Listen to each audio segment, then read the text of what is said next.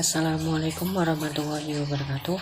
Perkenalkan, nama saya Muhammad Dwi Arianto, NIM 195510034. Nah, pada kesempatan kali ini saya akan menjawab pertanyaan dari Leni Wijayanti, NIM 19505100028. Nah, pertanyaan pertama yaitu, apakah dampak penerapan etika bisnis Islam dalam menjalankan suatu usaha? Jawabannya yaitu, pertama, dampak dari penerapan etika bisnis Islam sendiri yaitu berdampak pada aspek produksi, operasional, dan pemasaran. Dengan diterapkannya etika bisnis Islam, maka akan dihasilkan suatu produk yang berkualitas tanpa disertai dengan penipuan kualitas produk. Sementara itu, dalam aspek operasional, perusahaan akan berjalan dengan lancar karena dalam proses tersebut adanya rasa saling menghormati dan mementingkan kepentingan bersama.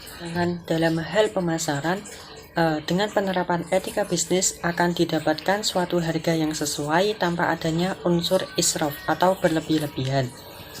Kemudian akan dilakukannya promosi yang baik serta pendistribusian suatu produk secara baik sesuai dengan kriteria pesanan. Yang kedua yaitu dampak bagi sumber daya manusia sendiri. Dengan penerapan etika bisnis Islam, maka dapat membentuk kualitas sumber daya manusia dengan tingkat kejujuran dan tanggung jawab yang tinggi. Yang ketiga yaitu dampak bagi aspek hukum perusahaan. Dengan penerapan etika bisnis Islam, maka perusahaan akan lebih patuh dengan aturan baik dari pemerintah seperti dalam hal perizinan, pajak, dan sebagainya, maupun dalam hal agama seperti tidak menimbulkan kerusakan pada alam dan lainnya. Yang keempat, dampak bagi aspek sosial perusahaan. Nah, dengan penerapan etika bisnis, maka perusahaan akan memperhatikan kepentingan sosial berupa kontribusi apa yang dapat diberikan perusahaan terhadap masyarakat sekitarnya.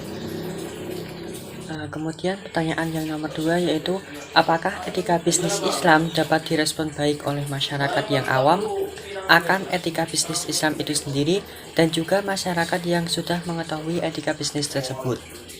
Jawabannya yaitu, dalam penerapan etika bisnis Islam belum bisa direspon secara keseluruhan oleh pelaku bisnis, baik yang sudah memahami ataupun yang belum memahaminya. Hal ini terjadi karena banyak pelaku bisnis yang masih enggan untuk menerapkan etika tersebut dalam bisnisnya. Mereka lebih cenderung memilih etika yang mereka sukai dan menguntungkan baginya. Selain itu, para pelaku bisnis masih mengutamakan prinsip profit oriented dengan segala cara sehingga tidak mengindahkan penerapan etika bisnis tersebut. Sekian dari saya, kurang lebihnya mohon maaf. Wassalamualaikum warahmatullahi wabarakatuh.